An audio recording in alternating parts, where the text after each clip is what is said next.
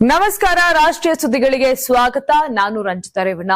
ಬಿಹಾರ ಮುಖ್ಯಮಂತ್ರಿ Nitish Kumar March 30ರಂದು CM ಸ್ಥಾನಕ್ಕೆ ರಾಜೀನಾಮೆ ನೀಡುವ ಸಾಧ್ಯತೆ ಇದೆ ಅಂತ ಮೂಲಗಳು ತಿಳಿಸಿವೆ. ಒಬ್ಬ ವ್ಯಕ್ತಿಯು ಏಕಕಾಲದಲ್ಲಿ 2 ಸದನಗಳ ಸದಸ್ಯತ್ವವನ್ನು ಹೊಂದಲು ಸಾಧ್ಯವಿಲ್ಲ. 14 ದಿನಗಳಲ್ಲಿ ಒಂದು ಸ್ಥಾನವನ್ನು ತ್ಯಜಿಸುವುದು ಕಡ್ಡಾಯವಾಗಿದೆ. ಮಾರ್ಚ್ 16ರಂದು ನಡೆದ ರಾಜ್ಯಸಭಾ ಚುನಾವಣೆಯಲ್ಲಿ ನಿತೀಶ್ ಕುಮಾರ್ ಗೆಲುವು ಸಾಧಿಸಿದ್ದರು. ಹೀಗಾಗಿ ಮುಂದಿನ 3-4 ದಿನಗಳಲ್ಲಿ ರಾಜೀನಾಮೆ ನೀಡುವುದು ಅನಿವಾರ್ಯವಾಗಿದೆ. ಇನ್ನು ರಾಜ್ಯಸಭೆಗೆ ಹೋಗುತ್ತಿರುವ ಹಿನ್ನೆಲೆ ಬಿಹಾರದ ವಿವಿಧ ಜಿಲ್ಲೆಗಳಲ್ಲಿ ಪ್ರವಾಸ ಮಾಡುತ್ತಿದ್ದು ಹಲವು ಅಭಿವೃದ್ಧಿ ಯೋಜನೆಗಳನ್ನು ತ್ವರಿತಗತಿಯಲ್ಲಿ ಉದ್ಘಾಟಿಸುತ್ತಿದ್ದಾರೆ. ಈ ಮೂಲಕ ರಾಜ್ಯಸಭೆ ಹೋದರೂ ಬಿಹಾರದಲ್ಲಿ ತಮ್ಮ ಹಿಡಿತ ಇಟ್ಟುಕೊಳ್ಳಲು ಮುಂದಾಗುತ್ತಾರೆ. ಸಿಎಂ ಸ್ಥಾನಕ್ಕೆ ನಿತೀಶ್ ಕುಮಾರ್ ರಾಜೀನಾಮೆ ನೀಡಿದ ನಂತರ ಬಿಹಾರದಲ್ಲಿ ಬಿಜೆಪಿ ನೇತೃತ್ವದ ಹೊಸ ಸರ್ಕಾರ ರಚನೆಯಾಗಲಿದೆ. ಹಾಗೂ ನಿತೀಶ್ ಕುಮಾರ್ ಅವರ ಮಗ ನಿಶಾಂತ್ ಅವರು ಉಪಮುಖ್ಯಮಂತ್ರಿ ಸ್ಥಾನ ಅಲಂಕರಿಸಲಿದ್ದಾರೆ ಎಂಬ ಮಾತುಗಳು ಕೇಳಿ ಬರ್ತಿವೆ. ಜಮ್ಮು ಮತ್ತು ಕಾಶ್ಮೀರ ವಿಧಾನಸಭೆ ಶುಕ್ರವಾರ ಅಕ್ಷರಶಃ ರಣಾಂಗಣವಾಗಿ ಮಾರ್ಪಟ್ಟಿತ್ತು. ಇರಾನ್ನ ಸರ್ವೋಚ್ಚ ನಾಯಕ ಅಲಿ ಖಮೇನಿ ನಿಧನದ ವಿಚಾರ ಒಂದೆಡೆ ಪ್ರತಿಭಟನೆಗೆ ಕಾರಣವಾದರೆ, ಮತ್ತೊಂದೆಡೆ ರಾಹುಲ್ ಗಾಂಧಿ ಕುರಿತಾದ ಪಪ್ಪು ಹೇಳಿಕೆ ಬಿಜೆಪಿ ಮತ್ತು ಕಾಂಗ್ರೆಸ್ ಶಾಸಕರ ನಡುವೆ ತೀವ್ರ ಮಾತಿನ ಚಕಮಕಿಗೆ ಕಾರಣವಾಯಿತು. ಇತ್ತೀಚೆಗೆ ಇಸ್ರೇಲ್ ಮತ್ತು ಅಮೆರಿಕ ನಡೆಸಿದ ದಾಳಿಯಲ್ಲಿ ಹತ್ಯೆಗೀಡಾದ ಇರಾನ್ನ ಸುಪ್ರೀಂ ಲೀಡರ್ ಅಲಿ ಖಮೇನಿ ಅವರ ಪರವಾಗಿ ನ್ಯಾಷನಲ್ ಕಾನ್ಫರೆನ್ಸ್ ಶಾಸಕರು ಸದನೊಳಗೆ ಪೋಸ್ಟರ್ ಹಿಡಿದು ಘೋಷಣೆಯನ್ನ ಕೂಗಿದ್ರು. ನಾವು ಇರಾನ್ ಪರವಾಗಿ ನಿಲ್ಲುತ್ತೇವೆ. ಮುಖ್ಯಮಂತ್ರಿ ಓಮರ್ ಅಬ್ದುಲ್ಲಾ ಅವರಂತೆಯೇ ನಮ್ಮ ಸರ್ಕಾರ ಮತ್ತು ನಾಗರಿಕ ಸಮಾಜ ಈ ಹತ್ಯೆಯನ್ನ ಖಂಡಿಸುತ್ತದೆ. ಯಾವುದೇ ರಾಷ್ಟ್ರಕ್ಕೆ ಮತ್ತೊಂದು ದೇಶದ ಮೇಲೆ ಇಂತಹ ದಾಳಿ ನಡೆಸುವ ಹಕ್ಕಿಲ್ಲ ಅಂತ ಎನ್ಸಿ ಶಾಸಕ ತನ್ವೀರ್ ಸಾದಿಕ್ ಆಕ್ರೋಶಭರಿತರಾಗಿ ಹೇಳಿದ್ರು. ಇದೇ ವೇಳೆ ಸದನದಲ್ಲಿ ಕಾಂಗ್ರೆಸ್ ಮತ್ತು ಬಿಜೆಪಿ ನಾಯಕರ ನಡುವೆ ವಾಕ್ಸಮರ ತಾರಕಕ್ಕೇರಿತು. ಕಾಂಗ್ರೆಸ್ ಶಾಸಕ ಇರ್ಫಾನ್ ಹಫೀಜ್ ಪ್ರಧಾನಿ ಮೋದಿ ವಿರುದ್ಧ ಘೋಷಣೆಗಳನ್ನ ಕೂಗಲು ಆರಂಭಿಸಿದರು. ಇದಕ್ಕೆ ಪ್ರತಿಕ್ರಿಯೆಯಾಗಿ ತೀವ್ರ ಆಕ್ಷೇಪ ವ್ಯಕ್ತಪಡಿಸಿದ ಬಿಜೆಪಿ ಶಾಸಕ ಯದ್ವೀರ್ ಸೇಥಿ ರಾಹುಲ್ ಗಾಂಧಿಯವರನ್ನ ಪಪ್ಪು ಎಂದು ಕರೆದರು. ರಾಹುಲ್ ಗಾಂಧಿ ಅವರಿಗೆ ಪಪ್ಪು ಎಂದು ಏಕವಚನ ಬಳಸಿದ್ದಕ್ಕೆ ಕೆರಳಿದ ಕಾಂಗ್ರೆಸ್ ಶಾಸಕರು ಮತ್ತು ಬಿಜೆಪಿ ನಾಯಕರ ನಡುವೆ ಸಭೆಯಲ್ಲಿ ತಳ್ಳಾಟ ನೂಕಾಟದಂತಹ ಪರಿಸ್ಥಿತಿ ನಿರ್ಮಾಣವಾಯಿತು.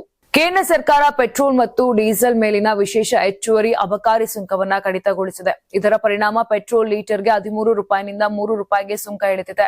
ಡೀಸೆಲ್ ಮೇಲಿನ ಸುಂಕ 10 ರೂಪಾಯಿನಿಂದ ಶೂನ್ಯಕ್ಕೆ ಇಳಿಕೆಯಾಗಿದೆ. ಕೇಂದ್ರ ಸರ್ಕಾರವು ಈ ಹಿಂದೆ ಮೇ 2022ರಲ್ಲಿ ಅಬಕಾರಿ ಸುಂಕವನ್ನ ಕಡಿತಗೊಳಿಸಿತ್ತು. ಇದರ ನಂತರ ಪೆಟ್ರೋಲ್ ಪ್ರತಿ ಲೀಟರ್ಗೆ 8 ರೂಪಾಯಿ ಮತ್ತು ಡೀಸೆಲ್ ಪ್ರತಿ ಲೀಟರ್ಗೆ 6 ರೂಪಾಯಿನಷ್ಟು ಅಗ್ಗವಾಗಿತ್ತು.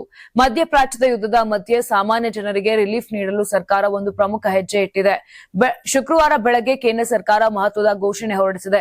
ಹಾರ್ಮುಜ್ ಜಲಸಂಧಿಯ ಮೇಲೆ ಇರಾನ್ನ ದಿಗ್ಬಂಧನವು ಜಾಗತಿಕ ಪೂರೈಕೆ ಸರಪಳಿ ಬಿಕ್ಕಟ್ಟನ್ನ ಸೃಷ್ಟಿಸಿತ್ತು. ಆದ್ರೀಗ ಭಾರತಕ್ಕೆ ಹಾರ್ಮುಜ್ ಜಲಸಂಧಿಯನ್ನ ತೆರೆದ ನಂತರ ಈ ಕ್ರಮ ಕೈಗೊಳ್ಳಲಾಗಿದೆ. ಇನ್ನು ಇಂದಿನ ಪೆಟ್ರೋಲ್ ಬೆಲೆ ಪ್ರತಿ ಲೀಟರ್ಗೆ ದೆಹಲಿಯಲ್ಲಿ 94 ರೂಪಾಯಿ 77 ಪೈಸಾ ಇದ್ರೆ, ಬೆಂಗಳೂರಿನಲ್ಲಿ 102 ರೂಪಾಯಿ 96 ಪೈಸಾ ಇದೆ. ಕೋಲ್ಕತ್ತಾದಲ್ಲಿ 105 ರೂಪಾಯಿ 41 ಪೈಸಾ ಇದ್ರೆ, ಡೀಸೆಲ್ ಬೆಲೆ ಇಂದು ದೆಹಲಿಯಲ್ಲಿ 87 ರೂಪಾಯಿ 67 ಪೈಸೆ, ಬೆಂಗಳೂರಿನಲ್ಲಿ 90 ರೂಪಾಯಿ 99 ಪೈಸೆ, ಕೋಲ್ಕತ್ತಾದಲ್ಲಿ 92 ರೂಪಾಯಿ 2 ಪೈಸೆ ಇದೆ. ಇನ್ನು ಮಧ್ಯಪ್ರಾಚ್ಯ ಯುದ್ಧದ ಮಧ್ಯೆ ಸಾಮಾನ್ಯ ಜನರಿಗೆ ರಿಲೀಫ್ ಸಿಕ್ಕಂತೆ ಆಗಿದೆ. ಮಧ್ಯಪ್ರಾಚ್ಯ ಯುದ್ಧದ ಬಿಸಿ ಭಾರತಕ್ಕೂ ತಟ್ಟುವ ಆತಂಕ ಎದುರಾಗಿದ್ದು, ಈ ಸಂಭಾವ್ಯ ಬಿಕ್ಕಟ್ಟನ್ನ ಸಮರ್ಥವಾಗಿ ಎದುರಿಸಲು ಪ್ರಧಾನಮಂತ್ರಿ ನರೇಂದ್ರ ಮೋದಿ ನೇತೃತ್ವದ ಕೇಂದ್ರ ಸರ್ಕಾರ ಸಂಪೂರ್ಣವಾಗಿ ಸಜ್ಜಾಗಿದೆ. ಯುದ್ಧದಿಂದ ಉದ್ಭವಿಸಬಹುದಾದ ಯಾವುದೇ ಸವಾಲುಗಳನ್ನು ಎದುರಿಸಲು ರಕ್ಷಣಾ ಸಚಿವ ರಾಜನಾಥ್ ಸಿಂಗ್ ನೇತೃತ್ವದಲ್ಲಿ ತಂಡವನ್ನು ರಚನೆ ಮಾಡಲಾಗಿದೆ. ಈ ಸಮಿತಿಯಲ್ಲಿ ಕೇಂದ್ರ ಗೃಹ ಸಚಿವ ಅಮಿತ್ ಶಾ, ಹಣಕಾಸು ಸಚಿವೆ ನಿರ್ಮಲಾ ಸೀತಾರಾಮನ್ ಹಾಗೂ ಪೆಟ್ರೋಲಿಯಂ ಸಚಿವ ಹರ್ದೀಪ್ ಸಿಂಗ್ ಪುರಿ ಸೇರಿದಂತೆ ಹಲವು ಪ್ರಮುಖ ಸಚಿವರು ಸದಸ್ಯರಾಗಿದ್ದಾರೆ. ದೇಶದ ಭದ್ರತೆ, ಆರ್ಥಿಕ ಸ್ಥಿರತೆ ಮತ್ತು ಇಂಧನ ಪೂರೈಕೆ ಮೇಲೆ ನಿರಂತರ ನಿಗಾ ವಹಿಸುವುದು ಈ ಸಮಿತಿಯ ಪ್ರಮುಖ ಜವಾಬ್ದಾರಿಯಾಗಿದೆ. ಯುದ್ಧ ಪೀಡಿತ ಪ್ರದೇಶದಲ್ಲಿನ ಬೆಳವಣಿಗೆಗಳನ್ನು ಕ್ಷಣ ಕ್ಷಣಕ್ಕೂ ಗಮನಿಸುತ್ತಾ ಅದರಿಂದ ಭಾರತದ ಮೇಲೆ ಬೀರುವ ಪ್ರತಿಕೂಲ ಪರಿಣಾಮಗಳನ್ನು ತಗ್ಗಿಸಲು ಈ ಸಮಿತಿ ಕಾರ್ಯತಂತ್ರ ರೂಪಿಸಲಿದೆ. ವಿಶೇಷವಾಗಿ ಜಾಗತಿಕ ಇಂಧನ ಬಿಕ್ಕಟ್ಟಿನ ಸಮಯದಲ್ಲಿ ದೇಶದಲ್ಲಿ ಪೆಟ್ರೋಲ್ ಮತ್ತು ಡೀಸೆಲ್ ಕೊರತೆಯಾಗದಂತೆ ನೋಡಿಕೊಳ್ಳುವುದು ಮತ್ತು ಬೆಲೆ ಏರಿಕೆಯನ್ನು ನಿಯಂತ್ರಿಸುವುದು ಈ ಸಮಿತಿಯ ಪ್ರಮುಖ ಕರ್ತವ್ಯವಾಗಿದೆ. ದೇಶಾದ್ಯಂತ ಭಾರತೀಯ ರೈಲ್ವೆ ಒಡೆತನದ ಸುಮಾರು 1068 ಹೆಕ್ಟೇರ್ ಭೂಮಿ ಅತಿಕ್ರಮಣಕ್ಕೆ ಒಳಗಾಗಿದೆ ಅಂತ ರೈಲ್ವೆ ಸಚಿವ ಅಶ್ವಿನಿ ವೈಷ್ಣವ್ ಶುಕ್ರವಾರ ರಾಜ್ಯಸಭೆಗೆ ಮಾಹಿತಿಯನ್ನ ನೀಡಿದ್ದಾರೆ. ಪ್ರಶ್ನೋತ್ತರ ಅವಧಿಯಲ್ಲಿ ಪೂರಕ ಪ್ರಶ್ನೆಗಳಿಗೆ ಉತ್ತರಿಸಿದ ಸಚಿವರು, ಎಲ್ಲಾ ರೈಲ್ವೆ ಭೂಮಿಯ ಬಳಕೆಯನ್ನ ನೋಡಿದ್ರೆ ಸುಮಾರು 80% ಭೂಮಿ ಹಳಿಗಳ ಬಳಿ, 5% ಭೂಮಿ ಅದರ ಸುತ್ತಲೂ ಇದೆ. ಉಳಿದ 15% ಭೂಮಿಯನ್ನ ನಿಲ್ದಾಣಗಳು, ವಸಾಹತುಗಳು, ಆಸ್ಪತ್ರೆಗಳು ಮತ್ತು ಇತರೆ ಅಭಿವೃದ್ಧಿಗೆ ಬಳಸಲಾಗುತ್ತದೆ. ದೇಶದಲ್ಲಿ 0.21% ರೈಲ್ವೆ ಭೂಮಿ ಅಕ್ರಮ ಅಕ್ರಮ ಒತ್ತುವರಿಯಾಗಿದೆ ಅಂತ ಮಾಹಿತಿಯನ್ನ ನೀಡಿದ್ರು. ಈ ಭೂ ಅತಿಕ್ರಮಣವು ಗಂಭೀರ ಸಮಸ್ಯೆಯಾಗಿದೆ. ಪ್ರತಿ ಬಾರಿಯೂ ಕ್ರಮ ಕೈಗೊಂಡಾಗ ಬಡ ಜನರು ರೈಲ್ವೆ ಭೂಮಿಯಲ್ಲಿ ಗುಡಿಸಲುಗಳನ್ನ ಸ್ಥಾಪಿಸುವುದರಿಂದ ಮಾನವೀಯ ವಿಧಾನವನ್ನ ಅಳವಡಿಸಿಕೊಳ್ಳಲಾಗುತ್ತದೆ. ಸಾಧ್ಯವಾದಲ್ಲೆಲ್ಲ ರಾಜ್ಯ ಸರ್ಕಾರಗಳೊಂದಿಗೆ ಒಟ್ಟಾಗಿ ಪ್ರಾಯೋಗಿಕ ಪರಿಹಾರವನ್ನ ತೆಗೆದುಕೊಳ್ಳಲಾಗಿದೆ. ಇನ್ನು ರೈಲ್ವೆ ಭೂಮಿಯ ಸಂಪೂರ್ಣ ಡಿಜಿಟಲೀಕರಣವನ್ನ ಮಾಡಲಾಗಿದೆ ಮತ್ತು ಎಲೆಕ್ಟ್ರಾನಿಕ್ ಭೂ ದಾಖಲೆಗಳನ್ನ ಪೋರ್ಟಲ್ ನಲ್ಲಿ ಇರಿಸಲಾಗಿದೆ ಅಂತ ಅಶ್ವಿನಿ ವೈಷ್ಣವ್ ಹೇಳಿದ್ರು. ಚಿನ್ನ ಮತ್ತು ಬೆಳ್ಳಿಯ ಬೆಲೆ ಇಳಿಕೆಯ ಹಾದಿಯಲ್ಲಿದ್ದರೂ ಸ್ವಲ್ಪ ಮಟ್ಟಿಗೆ ಏರಿಳಿತ ಕಾಣ್ತಿದೆ. ಇಂದು ಚಿನ್ನದ ಬೆಲೆಯಲ್ಲಿ 160 ರೂಪಾಯಿ ಹೆಚ್ಚಳವಾಗಿದ್ರೆ ಬೆಳ್ಳಿ ಬೆಲೆ ಮಾತ್ರ ಭರ್ಜರಿಯಾಗಿ 10,000 ರೂಪಾಯಿ ಇಳಿಕೆಯಾಗಿದೆ. ಯುದ್ಧದ ಸ್ಥಿತಿಯಿಂದಾಗಿ ಡಾಲರ್ ಮೌಲ್ಯ ಬಲಗೊಂಡಿರುವುದರಿಂದ ಚಿನ್ನ ಬೆಳ್ಳಿ ಬೆಲೆಯಲ್ಲಿ ಭಾರಿ ಏರಿಳಿತವಾಗ್ತಿದೆ. ಮಾರ್ಚ್ 26ರ ಬೆಳಗ್ಗೆ ಬೆಲೆ ಕೊಂಚ ಏರಿಕೆಯಾಗಿತ್ತು. ಆದರೆ ದಿನದ ಅಂತ್ಯಕ್ಕೆ ಚಿನ್ನದ ಬೆಲೆಯಲ್ಲಿ 2,212 ರೂಪಾಯಿ ಇಳಿಕೆಯಾಗುವ ಮೂಲಕ ಮತ್ತೆ ಚಿನ್ನದ ಬೆಲೆ ಇಳಿಕೆಯತ್ತ ಮುಖ ಮಾಡಿತ್ತು. ಇಂದು ಆರಂಭಿಕವಾಗಿ ಬೆಲೆ ಕೊಂಚ ಏರಿಕೆಯಾಗಿದೆ ಅಂತ ಗುಡ್ ರಿಟರ್ನ್ಸ್ ವರದಿ ಮಾಡಿದೆ. ಮಾರ್ಚ್ 27ರ ಶುಕ್ರವಾರದಂದು 24 ಕ್ಯಾರೆಟ್ನ 10 ಗ್ರಾಂ ಚಿನ್ನದ ಬೆಲೆ 1,44,710 ರೂಪಾಯಿ ಆಗಿದ್ದು 160 ರೂಪಾಯಿ ಏರಿಕೆಯಾಗಿದೆ. 1 ಗ್ರಾಂ ಬೆಲೆ 14,471 ರೂಪಾಯಿ ಆಗಿದ್ದು ನಿನ್ನೆಗಿಂತ 16 ರೂಪಾಯಿ ಏರಿಕೆಯಾಗಿದೆ. 22 ಕ್ಯಾರೆಟ್ನ 1 ಗ್ರಾಂ ಚಿನ್ನದ ಬೆಲೆ 13,265 ರೂಪಾಯಿ ಆಗಿದ್ದು 15 ರೂಪಾಯಿ ಏರಿಕೆಯಾಗಿದೆ. ಇನ್ನು 10 ಗ್ರಾಂ ಬೆಲೆ 1,32,650 ರೂಪಾಯಿ ಆಗಿದ್ದು ನಿನ್ನೆಗಿಂತ 150 ರೂಪಾಯಿ ಹೆಚ್ಚಾಗಿದೆ.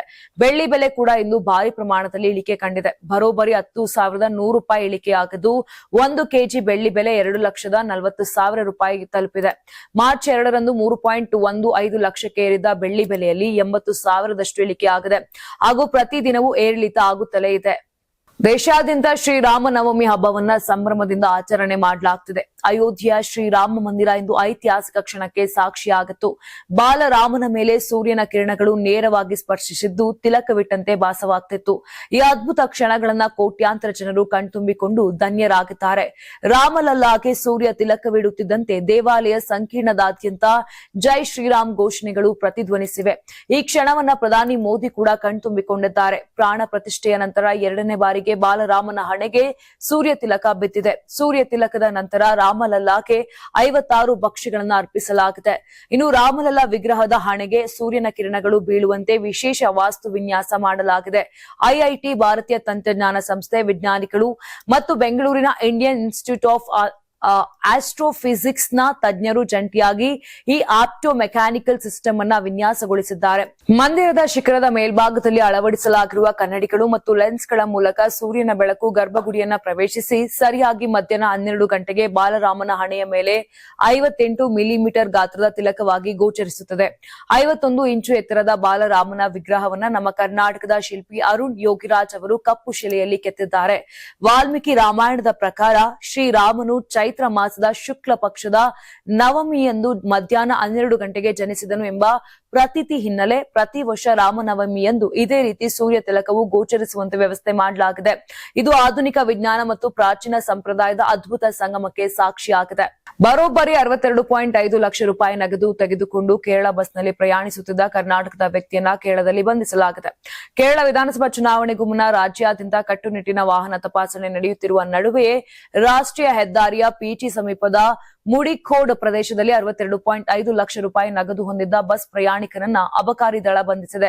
ಕರ್ನಾಟಕ ಮೂಲದ ಉದಯ್ ಶಂಕರ್ ಬಂಧಿತ ವ್ಯಕ್ತಿಯಾಗಿದ್ದಾನೆ. ಪ್ರಾಥಮಿಕ ವಿಚಾರಣೆ ವೇಳೆ ಉದಯ್ ಶಂಕರ್ ಕರ್ನಾಟಕದಲ್ಲಿ ಒಂದು ಆಸ್ತಿಯನ್ನ ಮಾರಾಟ ಮಾಡಿ ಬಂದ ಹಣ ಇದಾಗಿದೆ ಎಂದು ತಿಳಿಸಿದ್ದು, ಕೊಚ್ಚಿಯಲ್ಲಿ ಮತ್ತೊಂದು ಆಸ್ತಿಯನ್ನ ಖರೀದಿಸಲು ಮುಂಗಡ ಹಣವಾಗಿ ಈ ಮೊತ್ತವನ್ನ ತೆಗೆದುಕೊಂಡು ಹೋಗುತ್ತಿದ್ದೇನೆ ಅಂತ ಹೇಳಿಕೊಂಡಿದ್ದಾರೆ. ಆದ್ರೆ ಈ ಹೇಳಿಕೆಯನ್ನ ಸಮರ್ಥಿಸುವಂತಹ ಯಾವುದೇ ದಾಖಲೆಗಳು ಅವರ ಬಳಿ ಇಲ್ಲದಿರುವುದು ಅಧಿಕಾರಿಗಳ ಅನುಮಾನವನ್ನ ಹೆಚ್ಚಿಸಿದೆ. ಆಸ್ತಿ ಮಾರಾಟ ಅಥವಾ ಖರೀದಿ ಸಂಬಂಧಿತ ದಾಖಲೆಗಳನ್ನು ಒದಗಿಸಲು ಸಾಧ್ಯವಾಗದ ಹಿನ್ನೆಲೆ ಪ್ರಕರಣವನ್ನು ಗಂಭೀರವಾಗಿ ಪರಿಗಣಿಸಲಾಗಿದೆ. ಇನ್ನು ವಶಪಡಿಸಿಕೊಂಡ ನಗದು ಹಣವನ್ನ ಆದಾಯ ತೆರಿಗೆ ಇಲಾಖೆ ಹಸ್ತಾಂತರಿಸಲಾಗಿದೆ. ಈ ಪ್ರಕರಣದ ಬಗ್ಗೆ ಹೆಚ್ಚಿನ ತನಿಖೆ ಕೈಗೊಳ್ಳಲಾಗುತ್ತಿದ್ದು ಹಣದ ಮೂಲ ಮತ್ತು ಉದ್ದೇಶವನ್ನ ಪತ್ತೆ ಹಚ್ಚಲು ಅಧಿಕಾರಿಗಳು ಮುಂದಾಗಿದ್ದಾರೆ. ಕೌನ್ ಬನೇಗಾ ಕರೋಡ್ಪತಿ ಕಾರ್ಯಕ್ರಮದಲ್ಲಿ 50 ಲಕ್ಷ ರೂಪಾಯಿ ಗೆದ್ದು ರಾಷ್ಟ್ರ ಮಟ್ಟದಲ್ಲಿ ಖ್ಯಾತಿ ಗಳಿಸಿದ್ದ ಮಧ್ಯಪ್ರದೇಶದ ಮಹಿಳಾ ತಹಸೀಲ್ದಾರ್ ಅಮಿತಾ ಸಿಂಗ್ ತೋಮರ್ ವಿರುದ್ಧ 2.5 ಕೋಟಿ ರೂಪಾಯಿ ಪ್ರವಾಹ ಪರಿಹಾರ ಹಗರಣದಲ್ಲಿ ಭಾಗಿಯಾದ ಆರೋಪ ಕೇಳಿಬಂದಿದೆ. ಈ ಪ್ರಕರಣದಲ್ಲಿ ಅವರನ್ನ ಬಂಧಿಸಲಾಗಿದೆ ಎಂದು ಅಧಿಕಾರಿಗಳು ತಿಳಿಸಿದ್ದಾರೆ. 2021ರಲ್ಲಿ ಬರೋಡಾ ತಹಸೀಲ್ನಲ್ಲಿ ನಡೆದ ಅಕ್ರಮಗಳ ಆರೋಪದ ಮೇಲೆ ನಾಕಾದಲ್ಲಿರುವ ಅವರ ಮನೆಯಲ್ಲಿ ತೋಮರ್ ಅವರನ್ನ ಬಂಧಿಸಲಾಯಿತು. ಬಂಧನದ ದಿನ ತೋಮರ್ ಕರ್ತವ್ಯಕ್ಕೆ ಗೈರಾಜರಾಗಿದ್ರು. ಪೊಲೀಸರ ತಂಡವು ಅವರನ್ನ ಪತ್ತೆ ಹಚ್ಚಿ ಗ್ವಾಲಿಯರ್ನ ನಾಕಾದಲ್ಲಿ ಬಂಧಿಸಿದ್ದಾಗಿ ಅಧಿಕಾರಿಗಳು ತಿಳಿಸಿದ್ದಾರೆ. ಬಳಿಕ ಅವರನ್ನ ನ್ಯಾಯಾಲಯಕ್ಕೆ ಹಾಜರುಪಡಿಸಿ ಶಿವಪುರಿಯ ಜೈಲಿನಲ್ಲಿ ಇರಿಸಲಾಗಿದೆ. ತೋಮರ್ ಈ ಹಿಂದೆ ಹೈಕೋರ್ಟ್ ಮತ್ತು ಸುಪ್ರೀಂ ಕೋರ್ಟ್ನಲ್ಲಿ ನಿರೀಕ್ಷಣಾ ಜಾಮೀನು ಕೋರಿ ಅರ್ಜಿ ಸಲ್ಲಿಸಿದರು. ಅವರ ಮೇಲ್ಮನವಿ ಅರ್ಜಿ ತಿರಸ್ಕೃತಗೊಂಡಿತ್ತು. ಇನ್ನು 2021ರ ಪ್ರವಾಹ ಪರಿಹಾರ ಹಗರಣದಲ್ಲಿ ಇದುವರೆಗೆ 22 ಕಂದಾಯ ಅಧಿಕಾರಿಗಳು ಮತ್ತು ಒಬ್ಬ ತಹಶೀಲ್ದಾರ್ ಬಂಧನವಾಗಿದೆ.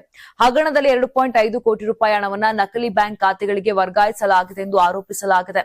ಈ ಸಂಬಂಧ 110 ಜನರನ್ನ ಎಫ್ಐಆರ್ನಲ್ಲಿ ಹೆಸರಿಸಲಾಗಿದೆ. ಪ್ರತಿ ವರ್ಷದಂತೆ ಈ ವರ್ಷವೂ ಮಾರ್ಚ್ ಕೊನೆಯ ಶನಿವಾರದಂದು ವಿಶ್ವದಾದ್ಯಂತ ಲಕ್ಷಾಂತರ ಜನರು 1 ಗಂಟೆಯ ಕಾಲ ದೀಪಗಳನ್ನು ಆರಿಸುವ ಮೂಲಕ ಅರ್ತ್ ಅವರ್ ಆಚರಿಸಲಿದ್ದಾರೆ. 2007ರಲ್ಲಿ WWF ಆರಂಭಿಸಿದ ಈ ಅಭಿಯಾನವು ಇಂದು ವಿಶ್ವದ 190ಕ್ಕೂ ಹೆಚ್ಚು ದೇಶಗಳಲ್ಲಿ ಹರಡಿದ್ದು ಹವಾಮಾನ ಬದಲಾವಣೆಯ ವಿರುದ್ಧದ ಅತಿದೊಡ್ಡ ಆಂದೋಲನವಾಗಿ ಬೆಳೆದಿದೆ. ನಾಳೆ ರಾತ್ರಿ ದೀಪ ಆರಿಸುವುದು ಕೇವಲ ಸಾಂಕೇತಿಕವಲ್ಲ, ಅದು ನಿಮ್ಮ ಮೆದುಳಿಗೂ ಒಳ್ಳೆಯದು. ಶನಿವಾರದಂದು ರಾತ್ರಿ 8:30ರಿಂದ 9:30ರವರೆಗೆ 1 ಗಂಟೆಗಳ ಕಾಲ ಮನೆಯ ಅಥವಾ ಕಚೇರಿಯ ಅನಗತ್ಯ ವಿದ್ಯುತ್ ದೀಪಗಳನ್ನ ಮತ್ತು ಉಪಕರಣಗಳನ್ನ ಆರಿಸಲಾಗುತ್ತದೆ. ಕೃತಕ ಬೆಳಕು, ವಿಶೇಷವಾಗಿ ಸ್ಕ್ರೀನ್ಗಳ ಬ್ಲೂ ಲೈಟ್, ನಿದ್ರೆಗೆ ಪೂರಕವಾದ ಮೆಲೋಟೋನಿನ್ ಹಾರ್ಮೋನ್ ಉತ್ಪಾದನೆಯನ್ನ ಕುಂಠಿತಗೊಳಿಸುತ್ತದೆ. 1 ಗಂಟೆಯ ಕತ್ತಲೆ ನಿಮ್ಮ ನಿದ್ರೆಯ ಚಕ್ರವನ್ನ ಸುಧಾರಿಸಲು ಸಹಾಯ ಮಾಡುತ್ತದೆ. ನಕ್ಷತ್ರಗಳಿರುವ ಕತ್ತಲ ಆಕಾಶದ ಕೆಳಗೆ ಕುಳಿತುಕೊಳ್ಳುವುದು ಅಥವಾ ಶಾಂತತೆಯನ್ನ ಅನುಭವಿಸುವುದು ದೇಹದಲ್ಲಿನ ಒತ್ತಡದ ಹಾರ್ಮೋನ್ ಮಟ್ಟವನ್ನ ಕಡಿಮೆ ಮಾಡುತ್ತದೆ ಎಂದು ವಿಜ್ಞಾನ ಹೇಳುತ್ತದೆ. ಹೀಗಾಗಿ ಅರ್ತ್ ಅವರ್ ಭಾರಿ ಮಹತ್ವವನ್ನ ಪಡ್ಕೊಂಡಿದೆ. ನೋಡಿದ್ರಲ್ಲ, ಇದಿಷ್ಟು ಆಗಿತ್ತು ಇಂದಿನ ದೇಶದ ಪ್ರಮುಖ ಸುದ್ದಿಗಳು. ನಾಳೆ ಮತ್ತೆ ಇದೇ ರೀತಿಯಾಗಿ ರಾಷ್ಟ್ರೀಯ ಸುದ್ದಿಗಳಲ್ಲಿ ಭೇಟಿ ಆಗೋಣ. ಅಲ್ಲಿವರೆಗೂ ನೋಡ್ತಾ ಇರಿ ಕರ್ನಾಟಕ ಟಿವಿ, ಇದು ಕನ್ನಡಿಗರ ಧ್ವನಿ. ನಾನು ನಿಮ್ಮ ರಂಜಿತಾ ರೇವಣ್ಣ. ನೀವು ಸಣ್ಣ ಆಗ್ಬೇಕಲ್ವಾ? ಅದು ಒಂದು ಉತ್ತಮ ಆಹಾರದಿಂದ ಸಣ್ಣ ಆಗ್ಬೇಕಲ್ವಾ? ಪ್ರತಿದಿನ ನಮ್ಮ ಜೀನಿ ಸ್ಲಿಮ್ ನ ಯೂಸ್ ಮಾಡಿ ಯಾವುದೇ ಸೈಡ್ ಎಫೆಕ್ಟ್ ಇಲ್ದಂಗೆ ನೀವು ಸಣ್ಣ ಆಗ್ತೀರಾ.